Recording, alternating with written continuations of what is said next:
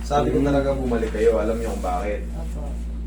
Siyempre alam kong hindi lahat yan kaya ng isang pitik. Nakikita ko naman yan sa mga ano. Kaya sinasabi ko, pag meron pa, bumalik. Pag wala na, nakaya na ng isang ano. Di ba? Para hindi rin kayo gastos ng Ito po gastos. yung sa taas. Ito yung binigay sa kanya, oh. Ayan, oh. Yung mga ganito. Yung mga bahala ka na mag-stretching sa sarili mo.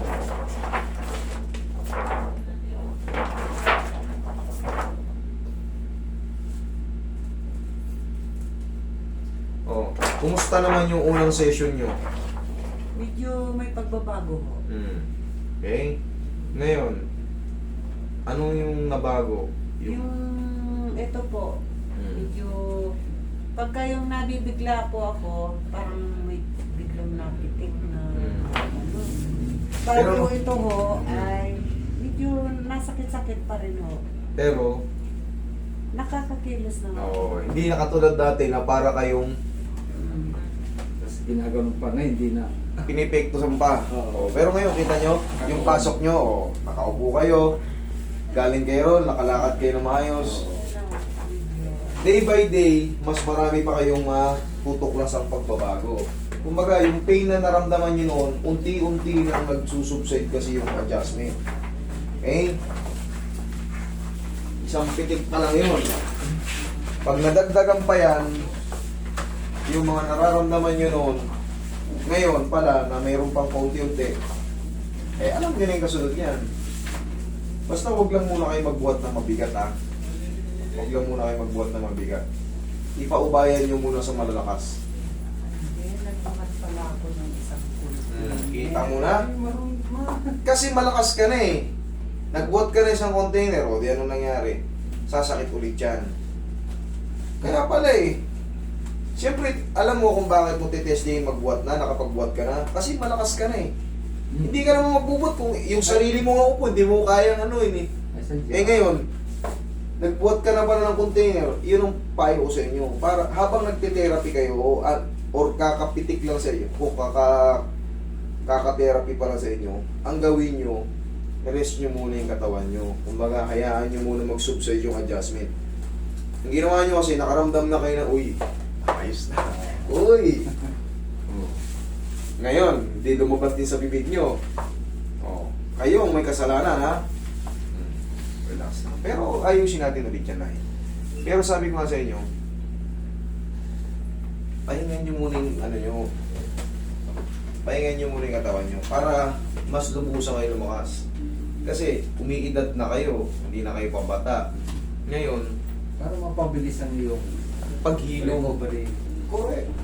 Eh kung ipupuwersa nyo yung katawan nyo, ipupuwersa, paulit-ulit lang tayo ng paulit-ulit. Nawawala, ibinalik mo, punta ka rito, mawala, balik ka na naman sa higa-higa ka patagilid.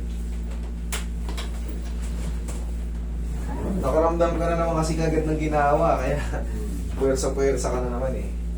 Pagka medyo mabigat, pag mga 5 kilo pa ba, ikaw na. Pero pag yung alam mo medyo ala-alanganin na, patulong ka na. Dalawa na kayo magbuhat kung parehas kayo mahina. Pero si tatay mo, strong naman eh. Sa bila ko, wala yan. Bali, wala. Pero tayo, alam mo tayo, huwag din kayo magpakatiwala, huwag din kayo basta-basta ha. Baka kayo naman susunod. Huwag naman sana. Kailangan. Pag magbubuhat, kailangan yung posisyon, yung magandang posisyon. Tumulong na yung paa. Huwag kayong buhat ng buhat ng gano'n, baka pag may lumagitik sa inyo, ganun din ang maramdaman nyo kay nanay. Before. Ano nasa kuminsan yan? Nakapagbuhat ako nung walang laman. Nagulat kayo. Yun. May, kasi, Yung walang laman. pag umiidad tayo, yung mga biglaang muscle strain, mga biglaang kilos, dapa, iindahin natin yun. Pero mga, pagka hindi malala ang tama, kahit mga 3 to 4 days, wala na. Pero pag medyo malala, kahit 1 linggo, hanggat hindi mo nababago yung Ang hirap yun na.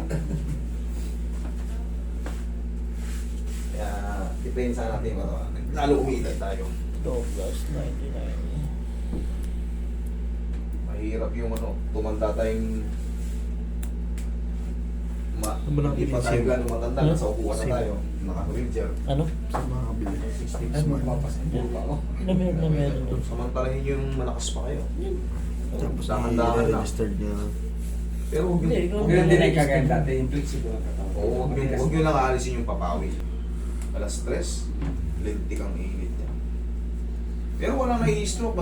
Nai-stroke. Bilib ka ron, ang lakas pa nila sa kape.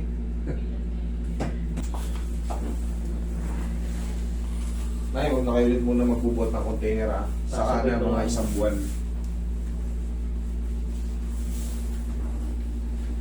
Pag magbubuhat kayo ng container, dalawa na kayo. Tuwang kung talagang ano. Relax na. Inhale. Exhale.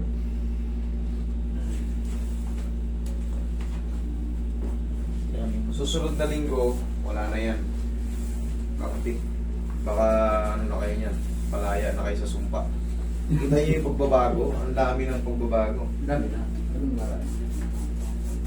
Isang pitik pa lang yun. Ngayon, nadalawan kayo. Pero, kaya pala sumakit dahil nagbuhat na kayo eh. Huwag nyo munang ipilit.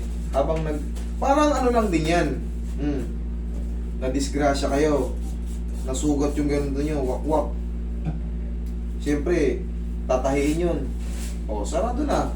Sarado na yung sugat. Pero yung loob nun, pag ginan mo, sariwa pa yun. Kaya, pag dininat mo yan, kakatas pa yung dugo niyan, kahit nakasarado na yan. Ganun lang din yun, yan. Inayos natin yung mga panloob nyo. Eh, pag punersa nyo naman ang punersa nyo kagad, sayang lang. Okay? Palakas kayo palagi. Ilang taon na kayo ngayon? 50 na yan. O, bata pa pala kayo, magsi-senior citizen pala kayo. Papunta pa lang pa pala kayo sa senior. Basta pag ano, pahingayin nyo muna yung katawan nyo kahit mga 1 linggo. Kayo po kayo. Tingnan nyo, nakakabiling-biling kayo. Nakakakilos kayo ng biglaan. Kaya, kaya nyo ng ano. Second session kasi ito si nanay. Ayaw pumayag mga anak kong hindi, ano eh, kailangan daw tapusin ko sa ngayon. Anong sinabi niyo? Kasi 2 session, Dapat nga lang 3 naman. session, tapusin niyo ano. Oo, buti yung anak nyo concern eh. Kailangan talaga, syempre. Kita nyo naman, i-compare nyo naman, hindi naman sa pagmamalaki, i-compare nyo naman sa ano. Yung iba umaabot ng 30 session, pumupunta pa rito. Bakit? Ano nangyari sa 30 session? Ito nga sa inyo, halos nag-alanganin pa kayo sa 2 session. Oh. Kumbaga, parang ayaw nyo na eh. Kung di lang kayo nakabuhat ng mabigat eh, baka goods na kayo sa isang session, di ba? Malaking bagay yung gastos din kasi. Di ba? Kaya ako, sinasabi ko, pag wala na, huwag na kayong bumalik. Pero supposed to be, pang-therapy yung mga kaso nyo, hindi na kayo makatayo. Ang sakit ng mga ganito nyo. Pero minsan nadadali natin ng isang session, kaya hindi ko, tinuturuan ko kayo ng exercise para kaya nyo na. Hindi na kayo gagastos, self ano na. Tingnan nyo yung tinuro sa inyo, ano yung tinuro sa inyo. Ayun, may mga stretching kayo dyan. Di ba? May mga ano kayo dyan. Ganito lang yung tuturo sa inyo, tayo. Ganito lang, pag gising sa umaga. Ganyan din ako eh. Hindi, pakabila. Yun! Laksang konti. Nabitik na. Kabila. Yan lang. Pag gising nyo sa umaga, yun lang sa Ganyan din position ang nyo. ginagawa ko. Okay? Okay. Thank you so much. Thank you. Sa akin,